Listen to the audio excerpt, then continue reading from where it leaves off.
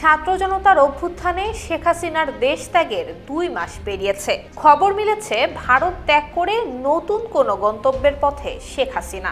এমন অবস্থায় প্রশ্ন উঠেছে, মান সম্মানের মাথা খেয়ে দেশ থেকে পালিয়ে যাওয়া আওয়ামী লীগের সভাপতি কি আদৌ রাজনীতিতে ফিরতে পারবেন? শেখ হাসিনার দেশ ত্যাগের পরবর্তী সময়টাতে সবার মধ্যে এমন ধারণা দৃঢ় ছিল যে 75 বছর বয়সী আওয়ামী লীগ সভানেত্রীর বাকি জীবন কাটবে নির্বাসিত অবস্থাতেই। তবে সম্প্রতি এই ধারণা কিংবা বিশ্বাস ধীরে ধীরে ফিকে হতে শুরু করেছে। আন্তর্জাতিক রাজনীতি বিশ্লেষকদের একাংশ বলছেন, বাংলাদেশের রাজনীতিতে যে নেতৃত্ব শূন্যতা, সেটি একসময় শেখ হাসিনাকে দেশে ফিরে আসার পথ এবং রাজনীতি করার সুযোগ তৈরি করে দেবে। শেখ হাসিনার দেশত্যাগের পর আওয়ামী লীগ নিষ্ক্রিয়। এরই মধ্যে নোবেলজয়ী অর্থনীতিবিদ ডক্টর মোহাম্মদ ইউনূসকে প্রধান উপদেষ্টা করে একটি অন্তর্বর্তীকালীন সরকার গঠিত হয়েছে। 250-টিরও বেশি ডিজাইন অপশন নিয়ে ওয়ালটন স্মার্ট ফ্রিজ, বোঝে আপনার প্রয়োজন।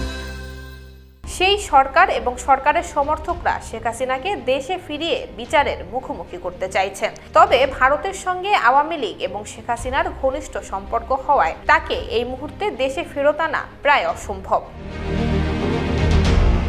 নরওয়ের অসলো বিশ্ববিদ্যালয়ের শিক্ষক এবং গবেষক, সেই সাথে বাংলাদেশের নাগরিক মোবাশ্বের হাসান এই প্রসঙ্গে টাইম ম্যাগাজিনকে বলেছেন, বর্তমান ক্ষমতাসীন সরকারের বৈধতা রয়েছে, জনসমর্থনও রয়েছে, কিন্তু এই সরকার নির্বাচিত কোনো সরকার নয়। এই সরকারের কোনো ম্যান্ডেট নেই। শেখ হাসিনা যদি চান তাহলে এই দুর্বলতাকে ব্যবহার করে একসময় দেশে ফিরে আসতে পারবেন। এটা কেবলই সময়ের অপেক্ষা।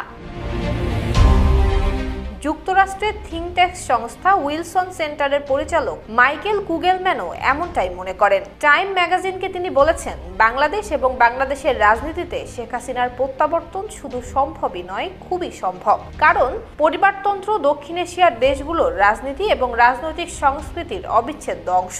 যুগ যুগ ধরে দক্ষিণ এশিয়ায় এটি চলে আসছে।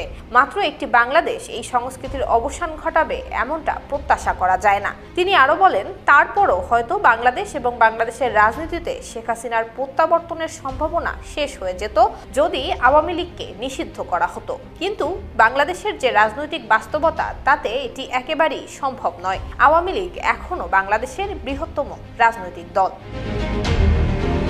নুসরাত জাহান মেহেক, জয় জয় দিন।